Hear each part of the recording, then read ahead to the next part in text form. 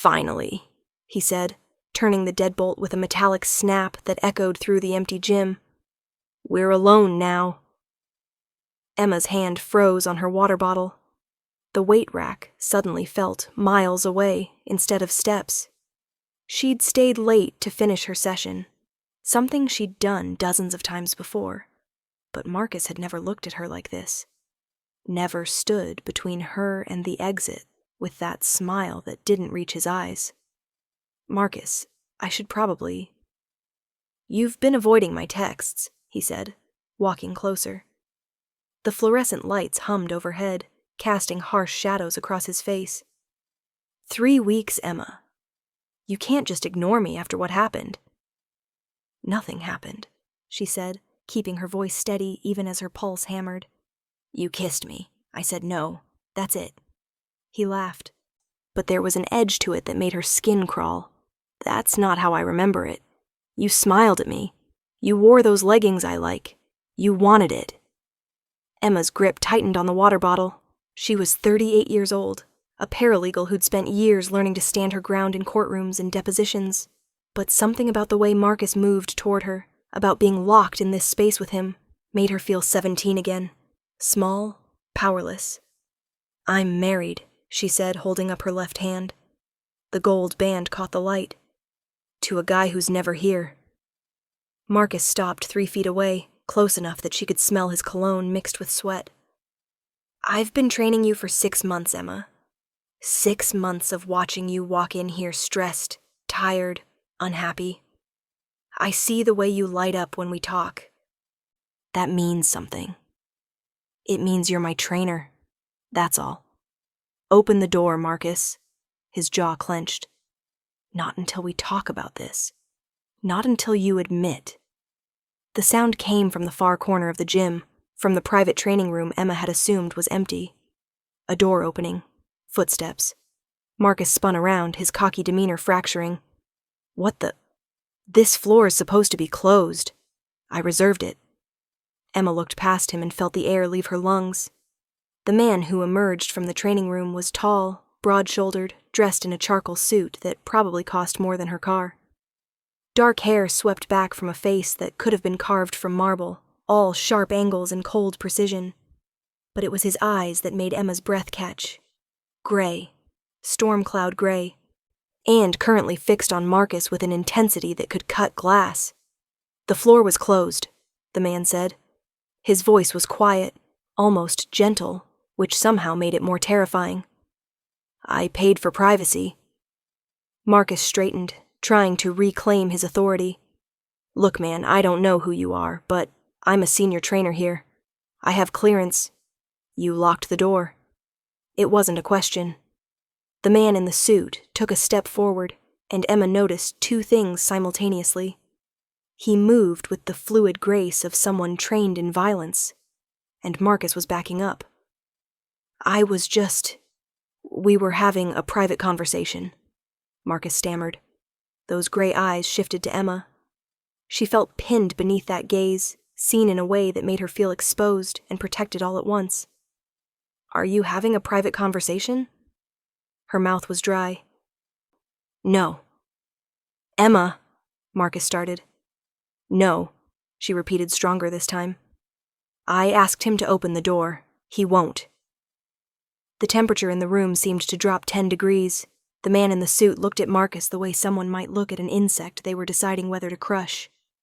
Open it, he said softly. Marcus's face flushed red. Who the hell do you think you are? You can't just... He didn't finish the sentence. The man moved faster than Emma would have thought possible for someone his size, crossing the space between them in 3 strides. He didn't touch Marcus. Didn't have to. He simply stood there, a wall of controlled menace, and waited. Marcus's hands shook as he fumbled with the deadbolt. The lock clicked open. He yanked the door wide, but before he could step through it, that quiet voice stopped him. Your phone. Unlock it and give it to me. What? No way, you have texts, messages you sent to Emma that she didn't answer. I want to see them. Emma's face burned. She hadn't told anyone about Marcus's messages. the increasingly aggressive texts that had started after that unwanted kiss. Her husband, Richard, was barely home anyway, always traveling for work, always too tired to listen when he did make it back. She'd planned to just switch gyms, avoid the confrontation entirely. "That's private," Marcus said, but his voice had lost its edge. The man in the suit pulled out his own phone, tapped something, and held it up so Marcus could see the screen. Emma couldn't make out the details, but whatever was on it made Marcus go pale. "Your employment contract," the man said. "With this gym and the 3 others in the city where you also work. Your apartment lease, the loan on your BMW. I'm looking at your entire life, Marcus. Now show me the texts, or I make a phone call, and by tomorrow morning, all of it disappears." "You can't. That's not possible." That cold smile again. "Test me." Marcus's hand shook as he unlocked his phone and thrust it toward the other man. Emma watched those gray eyes scan the screen, watched his jaw tighten with each downward swipe. "You can't ignore me forever," he read aloud. "I know where you live. Your husband doesn't deserve you. You're being a tease, Emma. Just admit what you want." He looked up. 37 messages. She responded to none of them. What part of that suggested she wanted to be locked in a room with you? Marcus opened his mouth, closed it, opened it again. "I didn't mean I thought... You thought you could intimidate a woman half your size into giving you what you wanted." The man held up the phone. "I'm keeping this. You're going to walk out of this building, drive home, and tomorrow morning you're going to resign from every position you hold. You're going to tell your employers that you're moving cities for personal reasons. You're not going to contact Emma again. Not a text. Not a call. Not a social media message. If I hear otherwise, I won't just destroy your career. Do you understand? You can't just take my phone." The man stepped closer, whispered something in Marcus's ear that Emma couldn't hear. Marcus went white. Actually white, like all the blood had drained from his face. He stumbled backward through the open door, nearly tripping over his own feet, and disappeared down the hallway. His footsteps echoed in the stairwell, then silence. Emma realized she was gripping the weight bench so hard her knuckles had gone white. She forced herself to breathe, to relax her hands, to process what had just happened.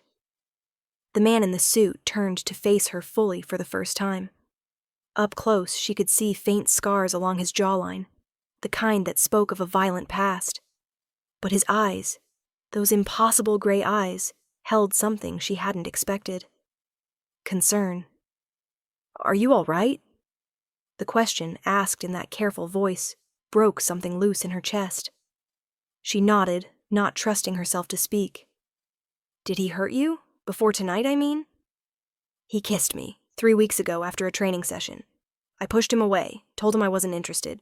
But he kept..." She gestured vaguely at the space where Marcus had been standing. "The texts, showing up at the coffee shop I go to.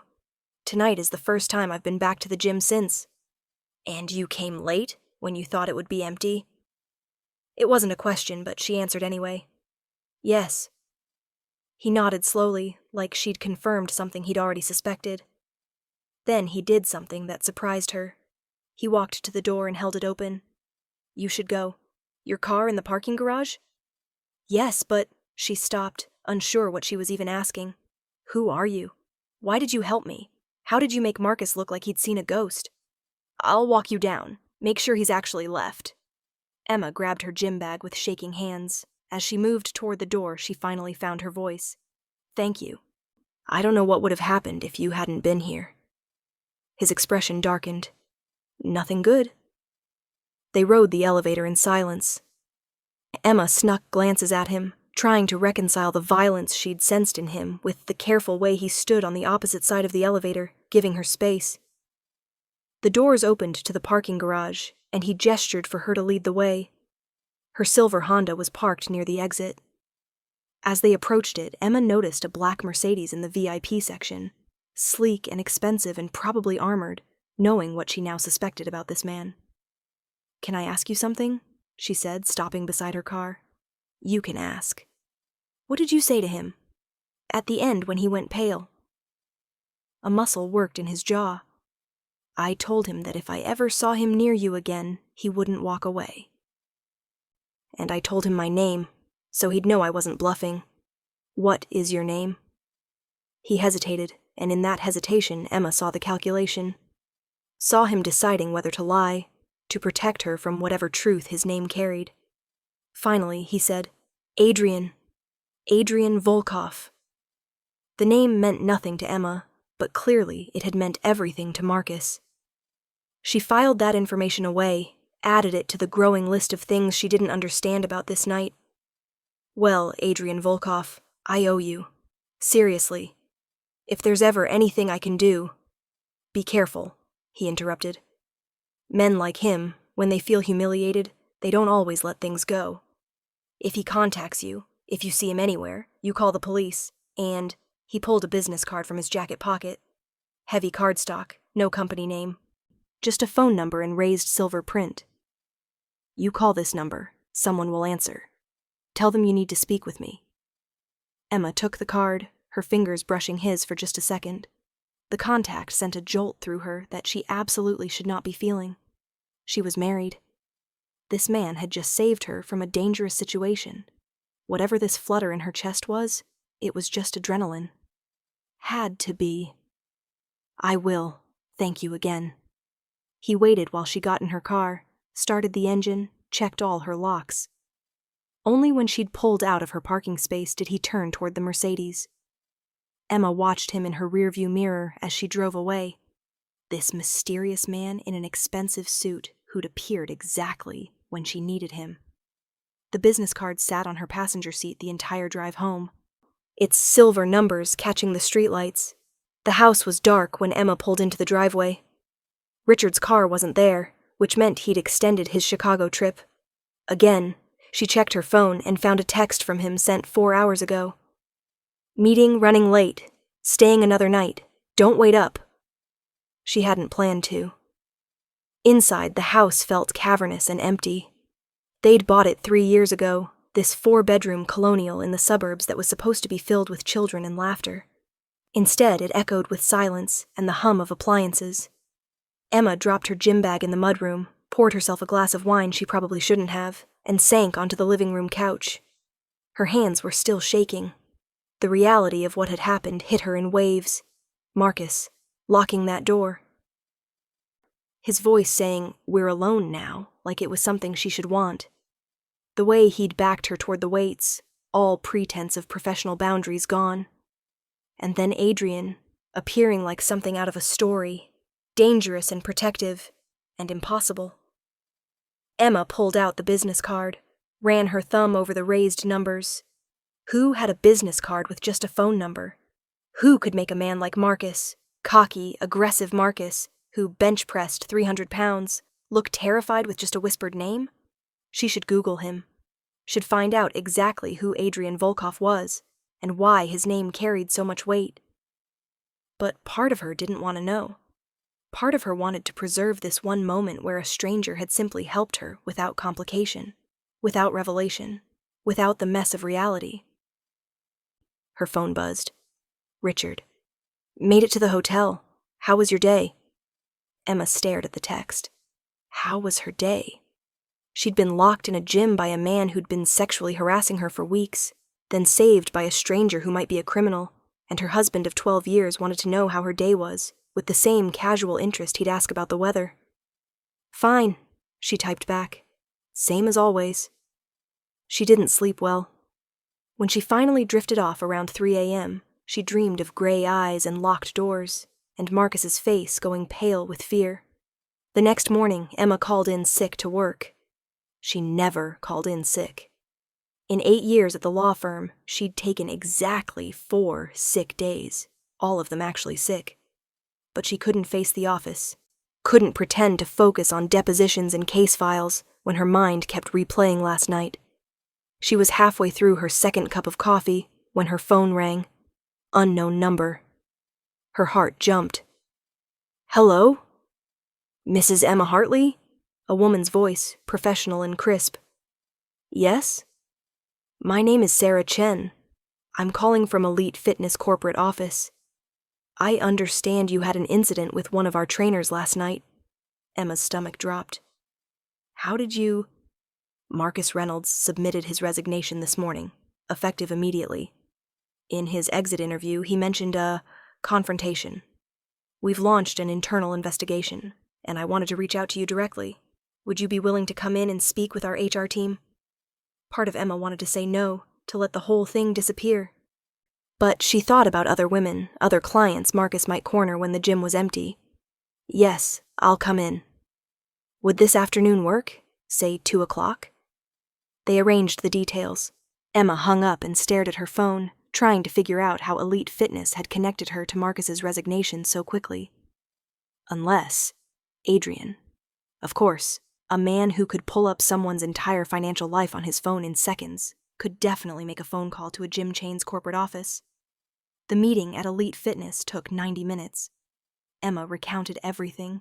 The unwanted kiss, the texts, Marcus showing up at her coffee shop, last night's locked door. The HR director, a severe woman in her 50s named Patricia, took notes with a grim expression. I'm so sorry this happened on our premises, Patricia said when Emma finished. We take these allegations extremely seriously. Marcus's resignation doesn't end our investigation. We'll be reviewing security footage, interviewing other clients and staff members. If you'd like to pursue legal action, I just want to make sure he can't do this to anyone else, Emma said. Patricia nodded. We've flagged his file industry-wide. He won't work as a trainer again, not at any reputable facility. Which meant Adrian's threat had teeth. Marcus's entire career, gone in less than 24 hours. Emma should have felt relief. Instead, she felt unsettled. The sheer power it took to dismantle someone's life, that quickly, that thoroughly, it spoke to resources and connections that existed far outside the normal world. She was walking to her car when her phone rang again. Another unknown number. Hello? Emma Hartley? A man's voice this time, unfamiliar. Yes? My name is Detective Robert Martinez with the Philadelphia Police. I'm calling about an incident you reported involving... I didn't report anything, Emma interrupted. A pause. You didn't file a complaint about Marcus Reynolds. No, I spoke with Elite Fitness Corporate, but I never called the police. Another pause, longer this time. I see. Well, we received an anonymous tip this morning regarding Mr. Reynolds. Several of his former clients have now come forward with similar complaints. We'd like to get your statement on the record if you're willing. Emma leaned against her car, processing this. Anonymous tip. Former clients suddenly finding the courage to come forward. Someone called you about this?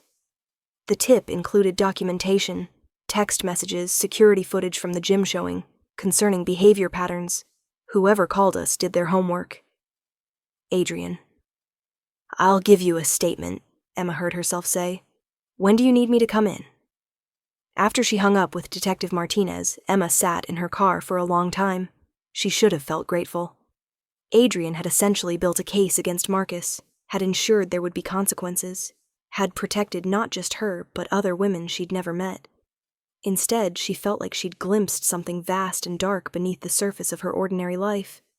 A world where people could pull strings and topple dominoes with a few phone calls. Where gray-eyed men in expensive suits wielded power that made the legal system look quaint. She pulled out Adrian's business card again. The silver numbers gleamed in the afternoon sunlight. Before she could talk herself out of it, she dialed. The phone rang once, twice. On the third ring, a woman answered. Yes? My name is Emma Hartley. I need to speak with Adrian Volkov. One moment. Classical music played while Emma waited. Her heart hammered against her ribs. This was stupid. She should just hang up, drive home, forget. Emma. His voice deep and careful. Are you all right? Did Reynolds contact you? No, I know what you did. The gym called. The police called. Marcus resigned, and apparently there's now a criminal investigation. Silence on the other end. Then, good. You destroyed his life in less than 24 hours. I ensured he faced consequences for his actions. There's a difference. Emma laughed, but it came out shaky. Is there? How did you do it? How did you get the gym's security footage, find other victims, build an entire case overnight? I have resources. What kind of resources? Who are you, Adrian? She heard him exhale, could picture him in some expensive office somewhere, deciding how much truth to give her. Someone who doesn't like watching men hurt women. That's all you need to know. That's not an answer. It's the only answer you're getting today. His voice softened. Why did you call, Emma? If you're all right, if Reynolds hasn't contacted you, I wanted to say thank you, properly, without a locked door and fear, and I wanted to thank you. Another pause. You already did, last night. I know, but what was she doing? Why had she really called? Emma stared at the business card in her hand, at the silver numbers that promised connection to this dangerous stranger. I just thank you, that's all. You're welcome.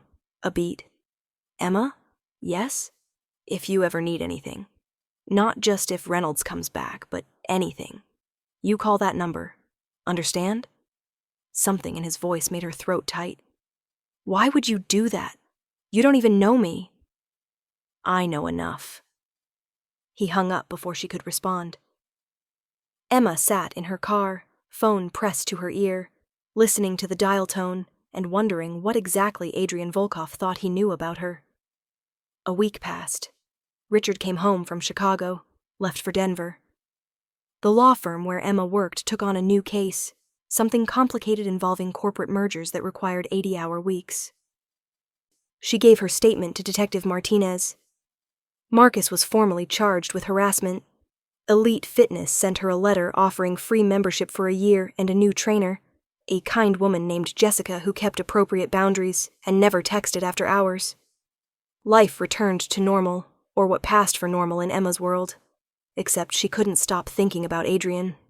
She told herself it was just gratitude, just the natural aftermath of trauma making her fixate on her rescuer. But late at night, when Richard snored beside her, she'd remember those gray eyes. The way Adrian had moved, all controlled violence. The gentleness in his voice when he'd asked if she was all right.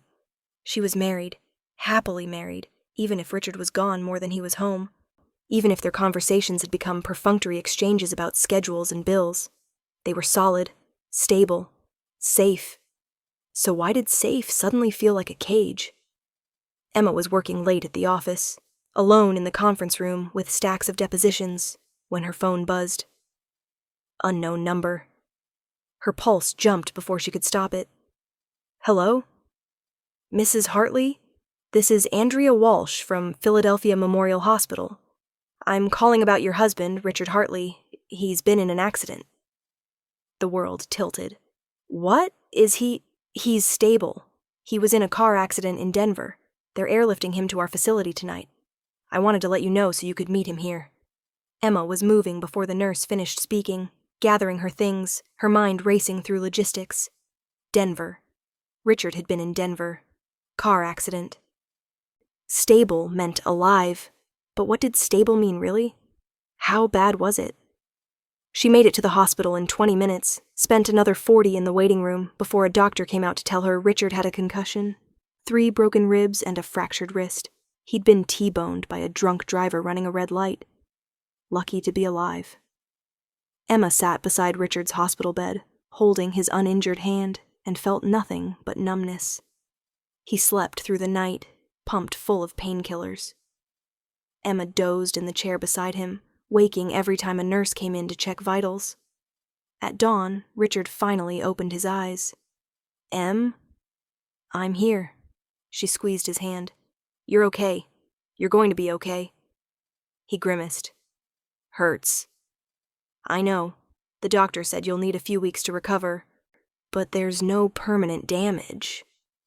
Richard closed his eyes again. Chicago meeting. Can't miss it. Emma stared at him. Richard, you were just in a car accident. You have 3 broken ribs. You're not going to any meeting. Important. The Peterson account can wait. Her voice came out sharper than she intended. You almost died. But I didn't. He opened his eyes, and there was irritation there beneath the pain. I'm fine. Few weeks, I'll be back to normal. Normal. Back to normal meant back to traveling. Back to late nights at the office. Back to their ships passing in the night existence. Emma thought about Marcus, backing her against the weight rack. Thought about Adrian, appearing exactly when she needed him. Thought about the last time Richard had actually asked her how she was. Really asked and waited for a real answer. She couldn't remember. I'm going to get coffee, she said, standing. Do you need anything? I'm good. Thanks for coming, Em. Thanks for coming. Like she was a friend stopping by, not his wife of 12 years who'd raced to the hospital terrified he might be dying. Emma walked to the hospital cafeteria in a daze, got coffee she didn't want, sat at a table by the window and stared at her reflection in the glass. When had they stopped being a team? When had Richard's work become the only thing that mattered? When had she started feeling like a piece of furniture in their house? Necessary, reliable, but ultimately unnoticed. Her phone buzzed. Text from Richard's boss. Heard about the accident. Tell Richard to take all the time he needs. We'll handle Denver. At least someone was being reasonable. Emma was heading back to Richard's room when she nearly collided with someone in the hallway. Strong hands steadied her, and she looked up into gray eyes. Adrian? He looked as shocked as she felt. Emma, what are you? His gaze flicked to the visitor badge on her shirt. Who's hurt? My husband. Car accident. He's okay, just... She gestured vaguely at the hospital around them. What are you doing here? Something shuddered in his expression. Visiting someone. How's your husband? Broken ribs, concussion, fractured wrist. He'll recover. Emma knew she should move, should get back to Richard's room, but she couldn't seem to make her feet work. He's already talking about going back to work. Adrian's jaw tightened. Of course he is. What's that supposed to mean? Nothing. I should... No. Emma surprised herself with her vehemence. You can't just say something like that and walk away. What did you mean? Adrian looked at her for a long moment. The hospital hallway bustled around them, nurses and doctors and visitors, but Emma felt like they were alone, like the world had narrowed to just the two of them in this charged silence. You called to thank me, he said finally, a week ago. Do you know what I heard in your voice? I was grateful. You were lonely. The words hit like a physical blow. I heard it that night at the gym, too. When you said you were married, there was this emptiness, like the word didn't mean what it should. Emma's throat was tight. You don't know anything about my marriage. I know your husband doesn't notice when you're scared. I know he's in a hospital bed asking about work instead of asking how you are. I know you drove here in the middle of the night, terrified, and he thanked you for coming like you did him a favor, instead of like you're the person who promised to stand beside him in sickness and health. Stop, her voice cracked. Just stop. Adrian's expression softened. I'm sorry. That was out of line. Your marriage is none of my business. Then why did you say it? He stepped closer, and Emma's breath caught. Because I've spent a week trying not to think about you. Trying to convince myself that you're just someone I helped, that the way you looked at me in that gym was gratitude and nothing more. But then I run into you here, and the first thing I notice is that you're alone. That your husband is 50 feet away, and you're out here by yourself, looking like the world just confirmed something you didn't want to believe. Emma's hands were shaking. I should go. You should, but you're not going to. He was right. God help her, he was right. Emma stood there in that hospital hallway, her husband recovering in a room down the hall, and couldn't make herself walk away from this man who saw too much, who made her feel things she had no right to feel. I'm married, she whispered. I know. This is wrong. I know that too. Then why? Because some things don't care about right or wrong. Adrian's hand came up, and for a heart-stopping moment Emma thought he might touch her face. Instead, he curled his fingers into a fist and let his arm drop. I should go. Take care of yourself, Emma. This time when he walked away, she let him, watched those broad shoulders disappear around a corner, and felt like she'd just lost something she'd never actually had. When she got back to Richard's room, he was asleep again.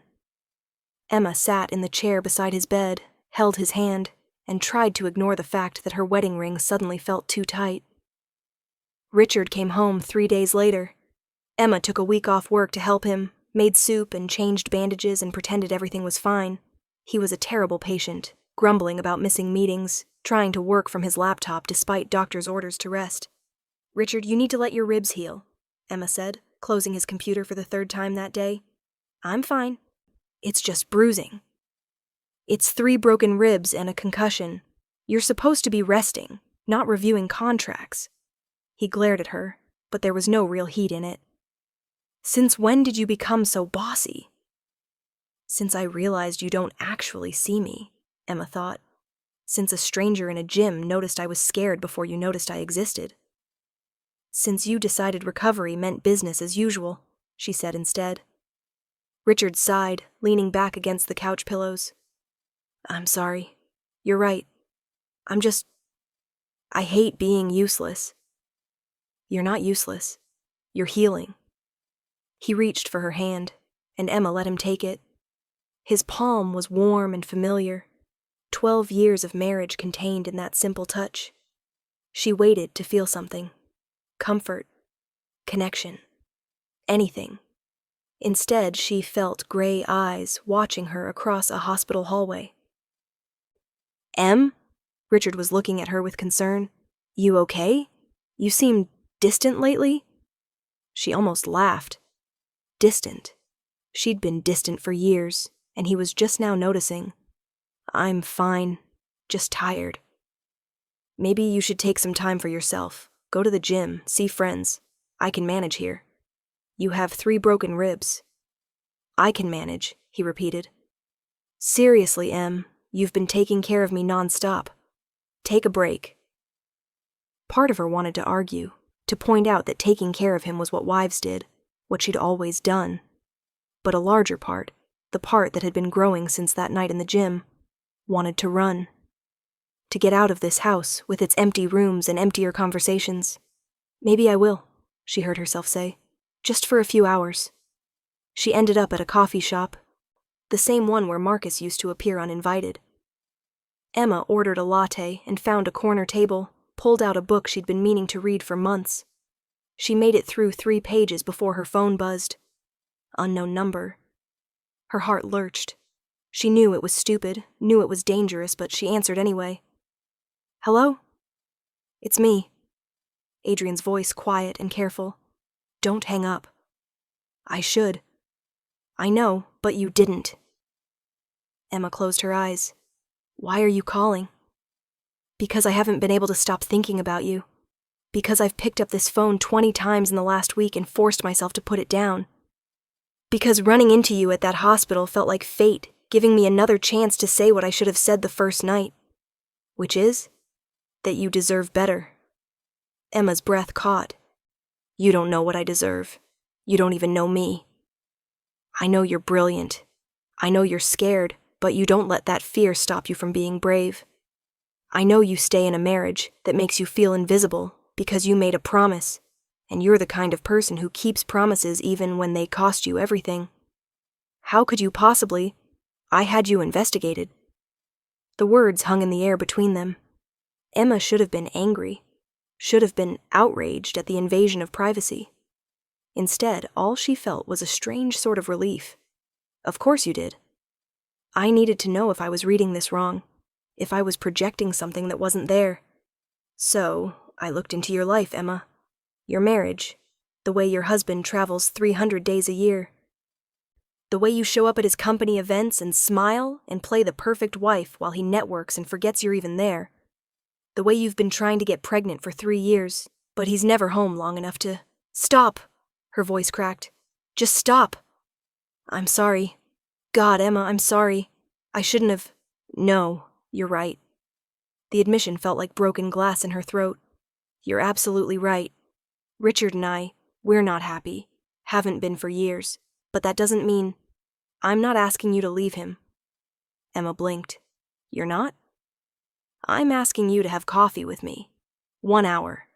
If you hate it, if you want me to disappear, I will. You'll never hear from me again. But if you give me that hour, I promise I'll make you feel seen. She should say no. Should hang up, block this number. Focus on fixing what was broken in her marriage instead of running towards something that could only end badly. When? She heard herself ask. Now. I'm parked outside. Emma's head snapped up. Through the coffee shop window, she could see a black Mercedes idling at the curb. Adrian stood beside it, phone pressed to his ear, gray eyes locked on hers through the glass. You followed me here. I've been following you all week, making sure you're safe, making sure Reynolds didn't try anything. A pause, making sure you're okay. Emma stood on shaking legs, walked to the window. Adrian's gaze tracked every step, hungry and careful all at once. This is crazy, she said into the phone. Probably. I'm married. I know. 1 hour. That's all I'm asking. Emma hung up, gathered her things. Walked out of the coffee shop and stopped 3 feet from where Adrian stood beside his car. Up close, in daylight, he was even more devastating. Sharp cheekbones, full mouth, that impossible gray gaze that made her feel stripped bare. Hi, she said stupidly. Hi. His lips quirked. Want to take a drive? She should say no. Should turn around, go home to Richard, pretend this moment never happened. Instead, she said, yes. Adrian opened the passenger door. Emma slid into leather seats that probably cost more than her monthly mortgage. The car smelled like him. Expensive cologne and something darker, more dangerous. He drove them to a park overlooking the river.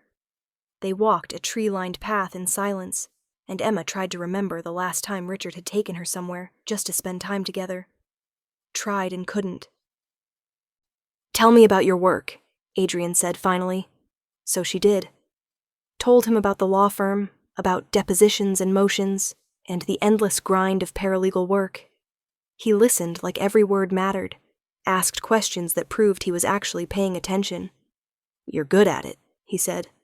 Reading people, finding the truth in what they're not saying. It's basically what I do all day. Take statements, find inconsistencies. Is that what you wanted when you were younger? Emma laughed. God, no. I wanted to be a journalist. Investigative reporting, uncovering corruption, speaking truth to power. Very idealistic. What changed? Reality. Student loans. The newspaper industry collapsing. Richard got his job offer right out of business school, and it made sense for me to find something stable. She kicked at a pebble on the path. 12 years later, here I am. Do you ever think about going back to it? The journalism? Sometimes, but it's not practical. We have a mortgage, car payments, Richard's career. She trailed off. Why am I telling you this? Because I asked. Because I actually want to know. Adrian stopped walking, turned to face her. Emma, your husband is recovering from a car accident, and you can't name a single thing about him that makes you happy. That's not a marriage. That's a contract. Tears burned her eyes. It's not always like this. When we first met, 12 years ago, people change, relationships change. There's no shame in admitting you've grown apart. Is that what you tell yourself? When you, she gestured vaguely at him, do whatever it is you do? Something dark flickered across his face. What do you think I do? I think you're dangerous. I think your name made Marcus look like he'd seen death. I think you can pull strings that normal people don't even know exist. I think... She took a breath. I think you're involved in something illegal. Adrian didn't deny it. Does that scare you? Yes. Good. You should be scared. I'm not a good man, Emma. I've done things that would horrify you. But I'm honest about what I am. Which is? Someone who takes what he wants. Someone who doesn't apologize for it. He stepped closer, and Emma's pulse jumped. And right now, what I want is you. The words hung between them, electric and impossible. Emma knew she should leave, should run, should choose her safe, familiar life over this dangerous stranger who made her feel alive for the first time in years. "I should go," she whispered. "Your hour isn't up yet." "Adrian, tell me you don't feel this. Look me in the eye, and tell me you don't feel what I feel, and I'll take you back to your car right now. You'll never hear from me again." Emma opened her mouth, closed it, tried to summon the lie, and couldn't. "I'm married," she said instead. "That's not an answer." "It's the only answer I can give." Adrian's jaw clenched. For a moment she thought he might argue, might push. Instead, he nodded slowly. "Okay, come on, I'll take you back." The drive back to the coffee shop was silent. Adrian pulled up beside Emma's Honda, put the car in park. She reached for the door handle, then stopped. "For what it's worth," she said quietly, "I do feel it. Whatever this is, I feel it too." When she looked at him, Adrian's eyes were storm-dark with something that made her breath catch. "Then leave him." "I can't." "Why not?" "Because I made a promise. Because 12 years means something.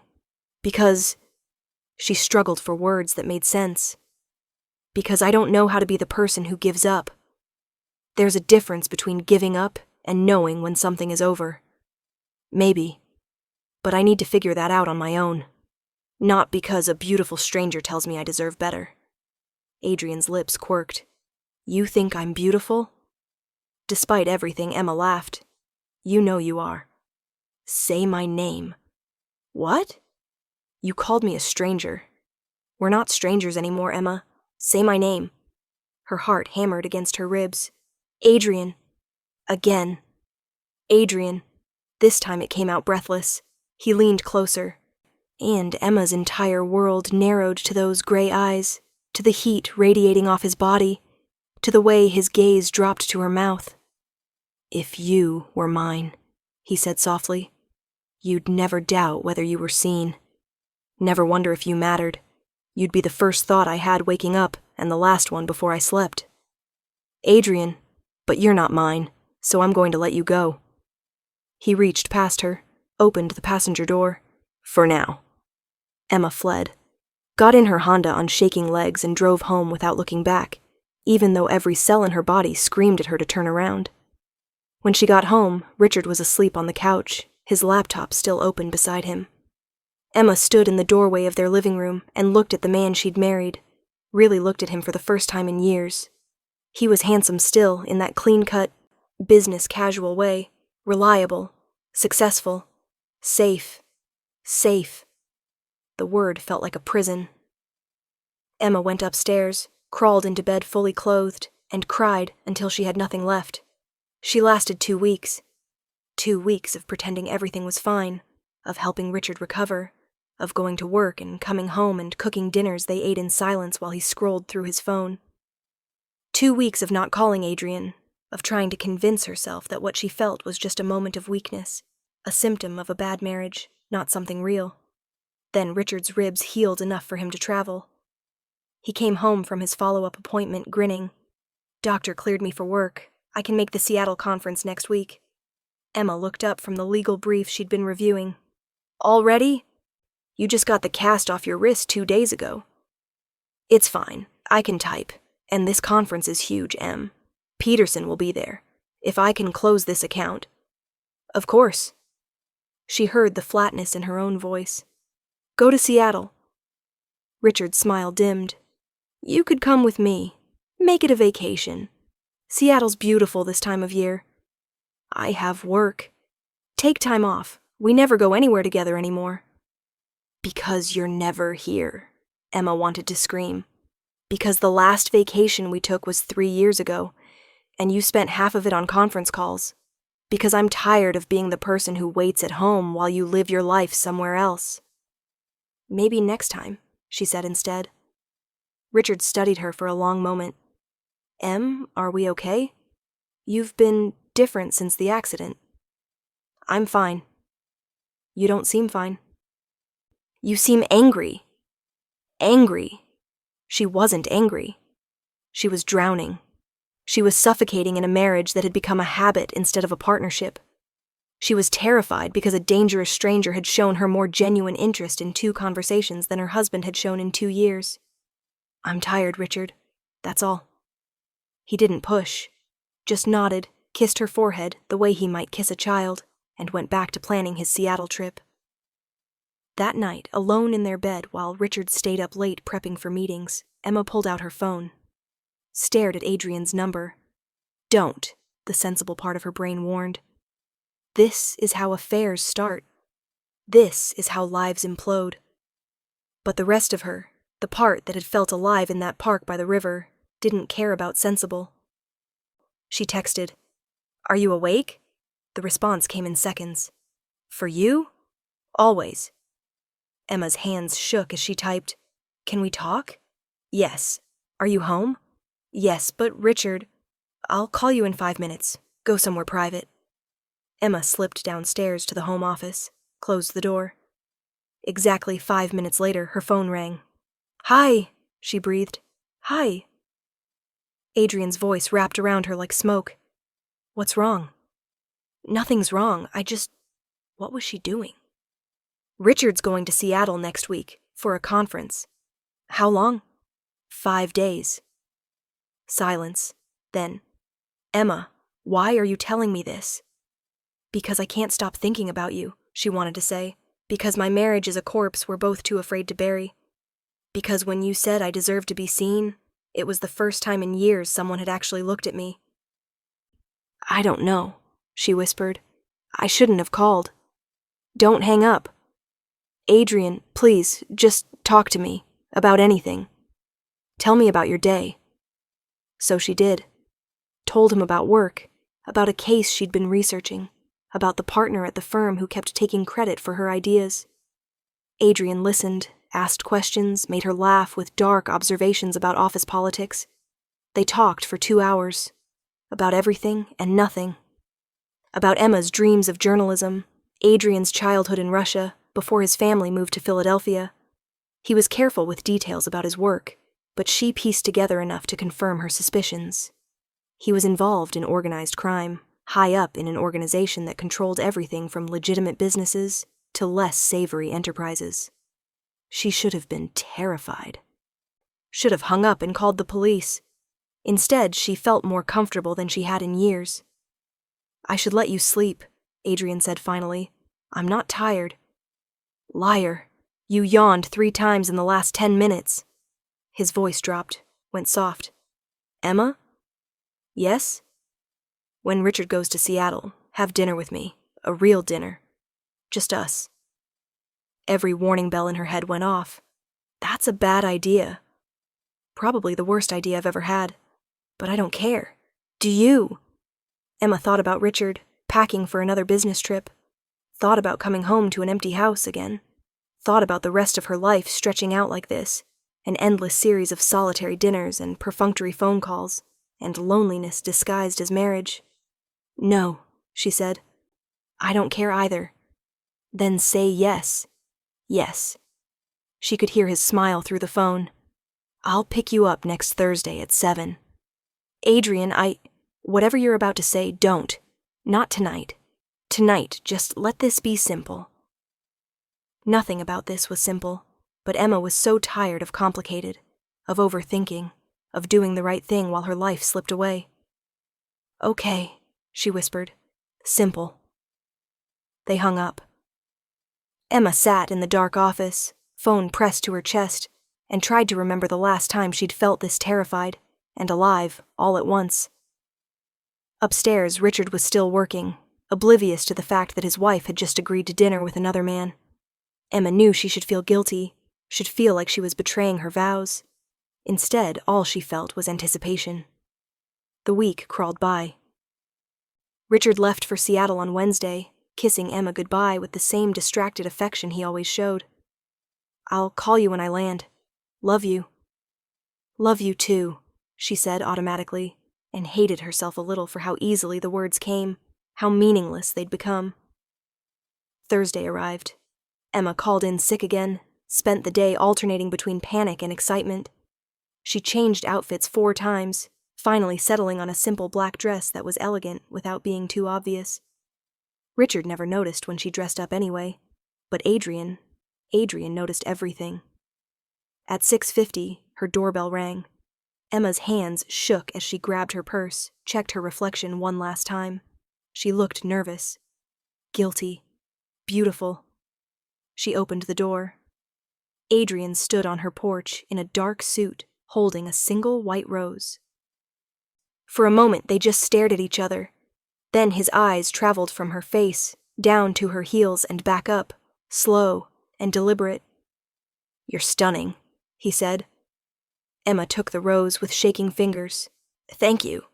Ready?" No, she wasn't ready. This was insane, dangerous, wrong. But she said, yes, and let him lead her to the Mercedes. He drove them to a restaurant Emma had never heard of, the kind of place that didn't need signs because the right people already knew about it. Inside, the maitre d' greeted Adrian by name, led them to a private room with a view of the city lights. "You own this place, don't you?" Emma said as Adrian held her chair. "I own several restaurants. This one's my favorite." He sat across from her, and even that simple action was fluid, predatory. "Is this okay? Too much?" "It's perfect." And it was. The room, the attention, the way Adrian was looking at her like she was the only thing in the world that mattered. "I can't remember the last time someone took me somewhere like this. Your husband doesn't..." "Richard takes me to business dinners where I smile and make small talk with his colleagues. This is different." "This is about you," Adrian said simply. "Everything tonight is about you." Dinner was incredible. Multiple courses, each more delicious than the last, paired with wine that probably cost more than Emma's car payment. But the food was background noise. What mattered was the conversation, the way Adrian asked about her dreams and actually listened to the answers. "So, if you could do anything," he said over dessert, "no limitations, what would it be?" "Investigative journalism. I told you that. No, I mean right now. Today. If I handed you unlimited resources and connections, what story would you chase?" Emma considered. "There's this senator, Briggs. He's been blocking environmental legislation for years, but his voting record doesn't match his campaign promises. I'd want to know why, who's paying him, what he's hiding." Adrian's eyes gleamed. "Interesting choice. It's probably nothing, just a hunch. Your hunches are usually right, aren't they?" He pulled out his phone, tapped something. "Give me 3 days." "For what?" "To get you everything on Senator Briggs, financial records, phone logs, meeting schedules, all of it." Emma stared at him. "You can't just... That's illegal. Multiple felonies, probably." "I can, and it is. So?" He leaned forward. "Do you want the information or not?" She should say no. Should be horrified that he was offering to commit crimes for her. Instead, she felt a thrill run through her. Yes. God help me. Yes. Adrian's smile was wicked. There she is. What? The woman you're supposed to be. Fearless. Hungry. Not hiding behind someone else's dreams. Tears pricked Emma's eyes. "You don't know anything about me. I know you're wasted in that paralegal job. I know you're brilliant and brave, and you've spent years making yourself small to fit into a life that doesn't deserve you. I know." He stopped himself. "I'm sorry. I'm pushing." "No, you're right. About all of it." Emma wiped her eyes, laughed shakily. "God, I'm crying in the middle of this beautiful restaurant. Very smooth." Adrian reached across the table, took her hand. His touch sent electricity straight through her. "Emma, look at me." She did. Those gray eyes held hers, intense and gentle all at once. "I'm going to say something, and I need you to really hear it. Can you do that?" She nodded. "You deserve to be happy. Not content, not comfortable, happy. And if your marriage isn't giving you that, if you wake up every day feeling invisible, then staying isn't noble. It's just slow suicide." It's not that simple. It is exactly that simple. You stay or you leave. Everything else is just fear talking. Emma pulled her hand back. You're one to talk. Have you ever been married? Ever tried to unravel 12 years of shared history and joint bank accounts and promises made to family members? It's easy to say just leave when you've never had to do it. You're right. Adrian sat back. I've never been married. Never wanted to be, because I've seen too many people trap themselves in cages made of obligation. But I've also never felt about anyone the way I feel about you, so maybe I don't know what I'm talking about. The air between them went electric. Emma's heart hammered. Adrian, I'm in love with you, Emma. I know it's insane. We've spent maybe 10 hours together total, but I've never been more certain of anything. The world tilted. You can't just... You don't even... I know you're scared. I know this is fast. I know I'm asking you to blow up your entire life for something that might not work out. But I also know that every second I spend with you feels right in a way nothing else ever has. And I think you feel it too. She did. God, she did. But admitting it felt like stepping off a cliff. I need time, she whispered. Take all the time you need. I'm not going anywhere. Except he was wrong, because at that exact moment the door to their private dining room opened, and Richard stood there, face white with shock. Emma! The world stopped. Emma shot to her feet, heart in her throat. Richard, what are you... You're supposed to be in Seattle. The conference got canceled. I came home to surprise you. His eyes moved from Emma to Adrian, who had stood as well, expression carefully neutral. Who the hell is this? Richard, I can explain... You can explain why you're having dinner with another man? In a private room? While I'm out of town? Richard's voice was rising, and Emma could see other diners starting to look through the open door. Adrian stepped forward, and Emma saw murder flash across his face before he controlled it. You must be the husband. I don't give a damn who you are. Richard turned to Emma. We're leaving. Now. Don't talk to her like that, Adrian said, his voice deadly quiet. Excuse me. This is my wife. I'll talk to her however I want. Adrian moved fast, getting between Richard and Emma. No, you won't. You'll treat her with respect or you'll deal with me. Richard's face flushed. Are you threatening me? I'm educating you. Your wife is a remarkable woman. The fact that you've spent 12 years not noticing that is your failure, not hers. Adrian, don't, Emma said, touching his arm. The contact made him tense, made Richard's eyes narrow. You're sleeping with him. Richard's voice had gone flat. My God, Emma, how long has this been going on? Nothing's going on. We're just what? Having cozy dinners while I'm traveling? Is this why you've been so distant? You've been cheating? Anger flared in Emma's chest. I've been distant? Richard, you've been gone more than you've been home for 3 years. You don't ask about my day. You don't notice when I change my hair or buy new clothes or cry myself to sleep because I'm so lonely I could scream. But sure, I'm the problem. Richard flinched like she'd slapped him. That's not fair. I work.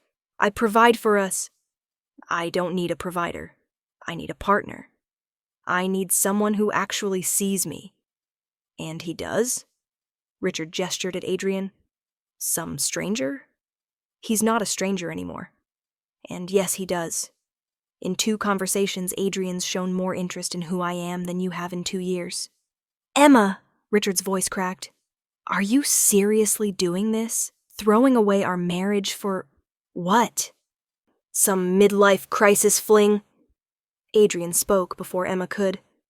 She deserves better than being someone's afterthought. If you can't see that, you don't deserve her. Richard lunged at him. Adrian sidestepped easily, caught Richard's arm, and twisted it just enough to make him gasp in pain. Don't, Adrian said softly. Your ribs just healed. Be smart. Let him go, Emma said. Adrian released Richard immediately, stepping back. Richard cradled his arm, breathing hard. I want a divorce, Emma heard herself say. Both men turned to stare at her. She was shaking, adrenaline and terror and relief flooding through her all at once. "Emma, you don't mean that," Richard said. "I do. I should have said it years ago. We're not happy, Richard. We haven't been for a long time. We just kept pretending because it was easier than admitting we made a mistake. This is because of him," Richard pointed at Adrian. "He's manipulating you. No, he's just the catalyst. This has been broken for years, and you know it." Richard's face crumpled. For a moment Emma saw the man she'd married, the one who'd promised her forever and actually meant it. But that man had disappeared somewhere between business trips and professional ambition, and Emma was done mourning him. "I'm sorry," she said, and meant it. "I really am, but I can't do this anymore." Richard looked at her for a long moment. Then he nodded, turned, and walked out. Emma stood there, shaking, feeling like the floor had disappeared beneath her feet. Adrian touched her shoulder gently. "Are you okay?" "I just ended my marriage in a restaurant." She laughed, high and a little hysterical. "No, I'm not okay. Do you regret it?" Did she? Emma thought about going home to that empty house, to Richard's wounded silence, to years more of the same slow suffocation. No, God help me, no. Adrian pulled her into his arms. Emma went stiff with shock for a moment, then melted into him, letting herself be held while the world spun around her. He was solid and warm and safe in a way she'd been craving for years. "What do I do now?" she whispered against his chest. "Now you let me take you home. You sleep. Tomorrow you call a lawyer. And the day after that, you start figuring out who Emma Hartley is when she's not trying to make everyone else happy." It sounded so simple, so terrifying, so perfect. "Will you stay?" she heard herself ask. "Tonight, I mean." "I don't want to be alone." Adrian pulled back just enough to look at her face. "Emma, I will do whatever you need. But you should know, if I stay tonight, I'm not leaving tomorrow, or the day after, or ever, if you'll have me. I don't do halfway." Her heart was racing. "I just left my husband 30 seconds ago. This is insane." "Completely insane? I don't even know your last name." "Volkov. Adrian Volkov. My family runs most of the organized crime on the East Coast. I'm not a good man, Emma. I've hurt people, killed people, when necessary. If you're with me, you're part of that world, and that world is dangerous." He was giving her an out, being honest about exactly what she'd be choosing. Emma should have been terrified, should have run. Instead, she stood on her toes and kissed him. Adrian went still for half a heartbeat. Then his arms tightened around her, and he kissed her back with an intensity that made her knees weak. It was nothing like the gentle, perfunctory kisses she'd shared with Richard. This was claiming, possessive, a promise and a threat wrapped together. When they finally broke apart, Emma was breathing hard. "Take me home." Your home or mine? She thought about the house she'd shared with Richard, the rooms full of memories and disappointment. "Yours." Adrian's smile was pure triumph. "Let's go." 6 months later. Emma stood in the kitchen of Adrian's penthouse, reviewing documents spread across the marble counter. Senator Briggs's financial records, just like Adrian had promised. She'd spent weeks following the money, piecing together a web of corruption that would bring down not just Briggs, but half a dozen other politicians. Her article was set to publish tomorrow in the Washington Post, her first byline in a major paper, the beginning of everything she'd dreamed about. Still working? Adrian appeared behind her, wrapping his arms around her waist. She leaned back into him, feeling the solid warmth of his chest against her back. "Just triple-checking everything. My editor wants to make sure it's airtight before we go to print." "It's airtight. You're brilliant." He kissed her neck, and she shivered. "Come to bed." "In a minute." "Emma," his voice went firm. "You've been staring at those documents for 4 hours. Come to bed." She turned in his arms. 6 months. and she still wasn't used to the way he looked at her, like she was the center of his universe. The divorce had been finalized 3 weeks ago. Richard had tried to fight it at first, but Adrian had made some calls, and suddenly Richard became very agreeable about the settlement. Emma probably should have felt guilty about that. She didn't. "I love you," she said, reaching up to touch Adrian's face. His expression softened. "I love you too. Now come to bed before I carry you there. You wouldn't dare." He raised an eyebrow. Then, in one smooth motion, he scooped her up. Emma shrieked with laughter as he carried her down the hallway. "Adrian, put me down!" "Nope, you've been working too hard. Time to relax." He deposited her on the bed, and Emma was still laughing when he kissed her. The kiss started gentle, but quickly turned heated. When they finally came up for air, Emma was breathless. "Marry me," Adrian said. Emma froze. "What?" "Marry me." He reached into his nightstand, pulled out a small velvet box. "I was planning something elaborate, a whole romantic production, but screw it. I want you to be my wife, Emma. I want everyone to know you're mine. Say yes." The ring was stunning, a sapphire surrounded by diamonds, unique and perfect. Emma's hands shook as she looked from the ring to Adrian's face. "We've only been together 6 months. I knew after 2 hours. The rest was just confirming what I already felt. Your family, your world, it's dangerous. You said so yourself." "It is, but I'd burn it all down before I let anything happen to you. You're the only thing that matters, Emma. You and this life we're building together." Emma thought about Richard, about their careful, safe, suffocating marriage. Thought about the woman she'd been then. Small, invisible, afraid. She wasn't that woman anymore. "Yes," she said. "Yes. I'll marry you." Adrian's whoop of joy was completely undignified for a Mafia boss. He slid the ring onto her finger, kissed her so hard they both fell back onto the bed, and Emma laughed until her sides hurt. Later, wrapped in Adrian's arms, Emma thought about the gym where this had all started. Marcus, locking that door. Adrian appearing exactly when she needed him. It felt like a lifetime ago, instead of months. "What are you thinking about?" Adrian murmured against her hair. "About how I almost didn't call you. That day at the coffee shop. I almost talked myself out of it. But you didn't. No, I didn't. Good." He tightened his arms around her. "Because I'm never letting you go, Emma Volkov-to-be. You're mine now, forever." She should have protested the possessiveness, should have insisted she belonged to herself. But Emma just smiled and pressed closer to the dangerous man who'd saved her from a life half-lived. "Forever," she agreed, and for the first time in years, she actually believed it.